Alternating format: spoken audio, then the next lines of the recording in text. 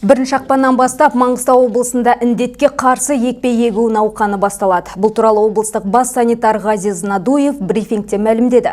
Республика бойынша жыл соңына дейін 6 миллион адамды вакциналау жоспарланған. Соған байланысты облыста дайындық жұмыстары жүріп жатыр. Мамандардың айтуынша, ресейлік спутник 5 деп аталатын вакцинаның нақты қаншасы өңірімізге жеткізілетіні әзірге белгісіз.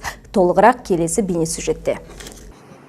Вакцинация препараттың келіп түсуіне байланысты кезең-кезеңмен жүзеге асырылады. Бұл ретте ресейлік спутник В вакцинасын алуға бірінші кезекте коронавирус инфекциясын жұқтыру және тарату тәуекелі жоғары халықтың осал топтар жатады. Алдымен жұқпалы аурулар ауруханаларының жедел медициналық көмек, жансақтау қабылдау бөлімдерінің қызметкерлеріне егіледі. Екінші кезеңді наурыз айынан бастау жоспарда тұр. Ол кезде білім беретін мектептердің, жоғары оқу орындарының педагогтарын бірінші кезеңге кірмеген медициналық қызмет мамандары вакцинацияланады. Үшінші кезеңде мектеп-интернаттарының, мектепке дейінгі мекемелердің педагогтары, студенттер мен созылмалы аурулары бар адамдар қамтылады.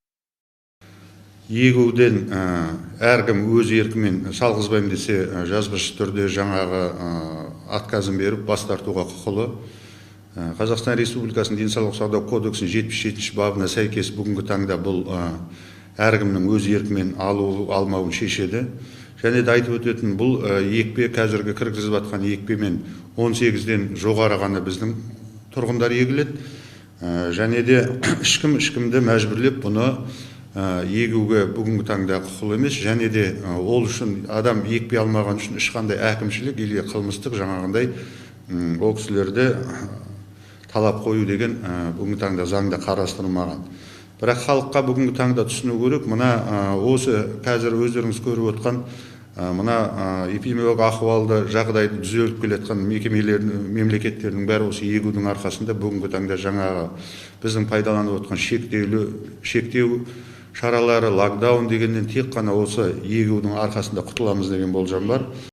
Мамандардың айтуынша, қауіпті індетке қарсы вакцина 21 күндік аралықпен 2 рет салынады. Бірінші доза антиденелердің аз мөлшерін өндіруге байланысты уақытша қорғаныс әсерін береді. Екінші доза біріншісінің әсерін күшейтеді және нығайтады. Бұл ретте аллергиялық реакцияны болжау мүмкін емес, себебі әрбір адамның организмі әртүрлі. Сондықтан екпе алған адам вакцинадан кейін 30 минут медициналық мекемеде дәрігердің бақылауында болу керек. Медицина қызметкерлері вакцинаны салмас бұрын екпе алушының аллергиясы бар жоғын анықтайды. Егер ауыр аллергиялық сырқаты болса, вакцина салу медициналық тұрғыдан бас тартылады. Сондай-ақ ковидпен ауырып сауыққаннан кейін вакцинация 6 айдан ерте жүргізілмеуі қажет. Дәметкен Саматқызы, Абай Жаныспаев, Ақтау Ньюс.